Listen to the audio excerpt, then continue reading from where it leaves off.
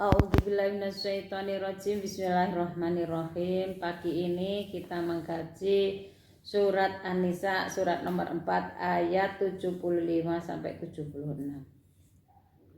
Wa ma lakum la tuqatiluna fi sabilillahi wal mustatad'afina minar rijali wan nisa'i wal wildani alladziina yaquluna rabbana akhrijna min hadhil qaryatid dzalimi ahluha. Pada masa belum diperintahkan perang, orang muslim itu tertekan di negeri Mekah. Ya, banyak orang musyriknya. Jadi dia diperangi terus, diolok-olok terus di negeri Mekah itu. Sampai dia itu berdoa, ya Allah, kenapa sih kok kita itu nggak boleh perang? Jadi sebelum ada perintah perang itu orang muslim itu tidak boleh perang. Jadi perangnya orang muslim itu menurut perintah Allah, gak karena RPDU muakel. Jadi masih dilok-lokno, masih dihina-hina, disawati, nggak boleh melawan, melannya kecil-kecil. Nah, sampai orang muslim berdoa, ya Allah, kenapa kok gak boleh perang di jalanmu? Sedang aku ini membela orang yang lemah, baik laki-laki lemah, wanita-wanita dan anak-anak. Jadi orang yang jiwanya kuat itu lek dilok-lokno ngene ya kepengine kalau kuateni, tapi kalau Allah belum memerintahkan, orang Islam tidak boleh melakukan itu. Padahal ini negeri benar-benar banyak yang dolim, tidak bisa. Ya Allah, keluarkan saya dari negeri yang penduduknya banyak yang dolim, ya toh. Jadi orang beriman itu banyak orang dolim itu ya gregetan, tapi kadang-kadang kalau kita nggak boleh sama Allah melakukan apa, ya suruh sabar. Nah, yang pertama, Rasulullah di Mekah itu selama 13 tahun itu adalah untuk mengesahkan Allah, mentauhidkan. Jadi yang ditanamkan untuk mentauhidkan Allah itu selama 13 tahun. Jadi Rasulullah jadi Rasul 23 tahun. Tapi yang 13 tahun itu tidak ada perintah apa-apa, belum ada sholat, belum ada, cuman mentauhidkan bahwa ada Tuhan namanya Allah. Dulu itu Tuhannya macam-macam, ya toh, Tuhan Uzza, Lata, orang Yahudi Tuhannya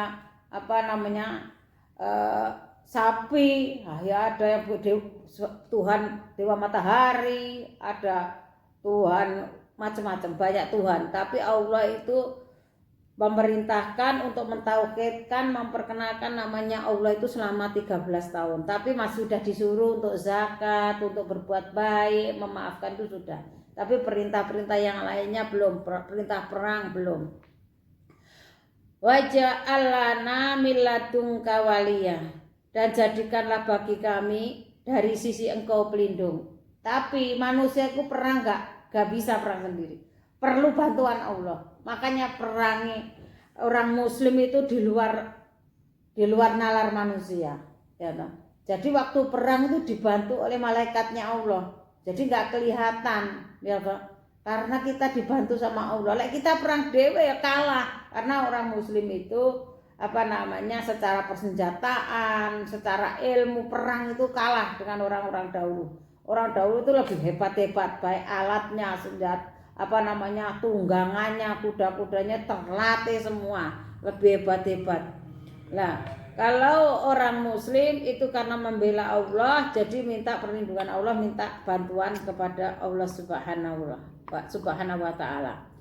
Waja'alana min ladunka nasira, dan jadikanlah bagi kami di sisimu adalah penolong. Jadi kita itu tujuannya perang adalah menolong agama Allah, ya toh, untuk mentauhidkan Allah, untuk ajaran Allah itu, untuk puasa supaya kita itu bisa tenang. Alhamdulillah, walaupun Indonesia itu yang memerdekakan, yang banyak berjuang adalah orang Islam.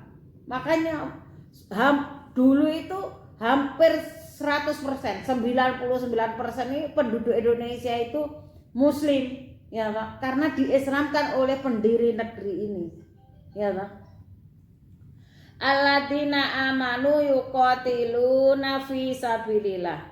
Orang-orang yang beriman mereka berperang di jalan Allah.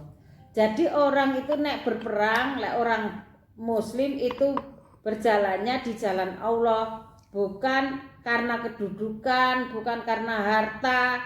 Belanda berperang, kita adalah ingin menguasai hasil bumi kita. Tapi nek orang Islam dari para wali yang datang ke Indonesia itu adalah tidak menjajah, tapi untuk memperkenalkan, mengajak orang menuju Islam. Jadi orang Islam perang di mana-mana adalah tujuannya untuk mensiarkan agama Allah, yaitu agama Islam. Waladina kafaru yuqatiluna fi sabilit toguti faqatilu auliya as-syaitan. Sedangkan orang kafir mereka berperang di jalan togut. Jadi orang kafir itu perang itu merebut jabatan, merebut harta, ya toh.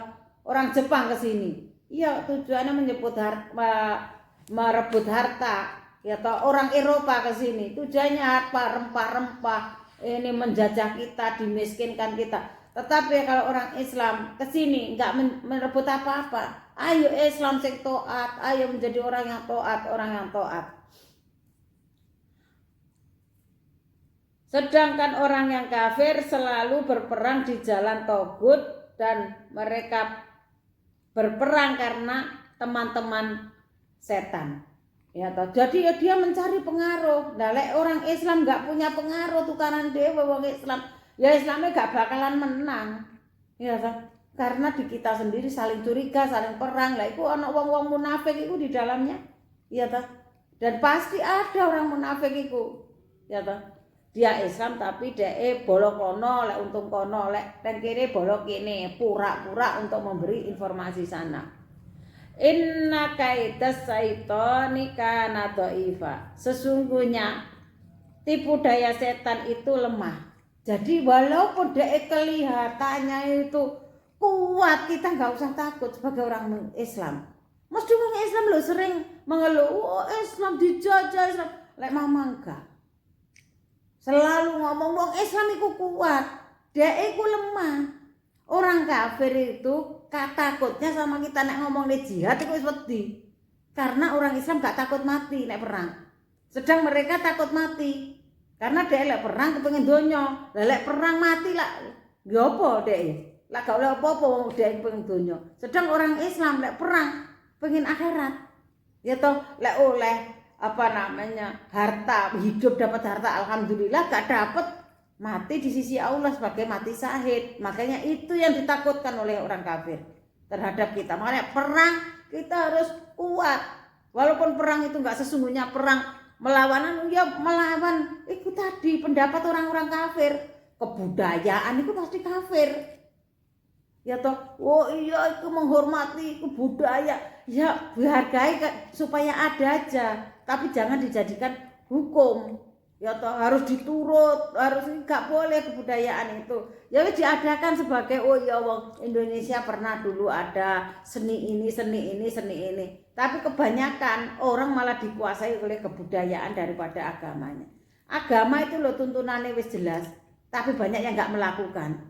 Dia mengaku Islam, dia mengaku ini tapi dia banyak enggak melakukan apa-apa. Lek kamu melakukan sunnahnya loh, kamu mulai melek sampai tidur lagi lo kan entek-enteke. Sedekah, poso, salat, sembarang salat enggak mau. Tapi lah budaya diuri-uri. Menguri-uri budaya enggak apa-apa, budaya diuri-uri enggak apa-apa, tapi bukan menjadi satu panutan, sesuatu yang utama. Itu menghargai budaya lokal yang harus enggak boleh. Kalau itu memang sesat ya jangan diuri-uri kayak gitu.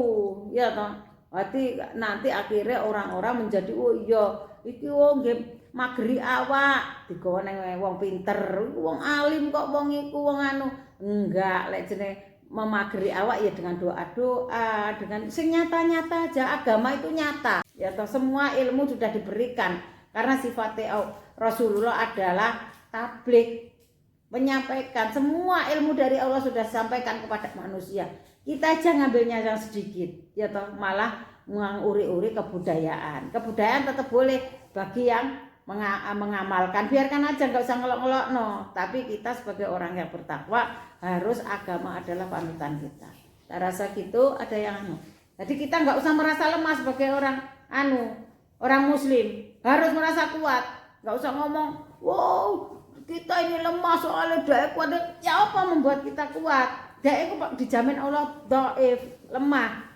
Kok malah merasa orang kafir lebih kuat, aneh, lebih soge-soge, lebih ayu-ayu, lebih ngene. Iku aja ngono. Wong bumi dan seisinya, langit bumi dan isinya itu dibuat sama Allah itu untuk orang yang beriman, orang yang bertakwa. Lah kok malah awake dhewe mentale lemah tempe, ya toh. Jadi kita harus berbuat banyak. Wong Islam kudu sugih, lek perang dadine sok menang. Wong Islam kok enggak, aku mikirno akhirat, ra gelem nyambut gawe. Iku wong males, duduk wong pejuang kerja keras. Enggak boleh gampang gondokan, enggak boleh gampang males, enggak boleh gampang putus asa. Ya toh, harus kuat setiap hari, motivasi untuk diri kita sendiri. Matur nuwun. Assalamualaikum warahmatullahi wabarakatuh.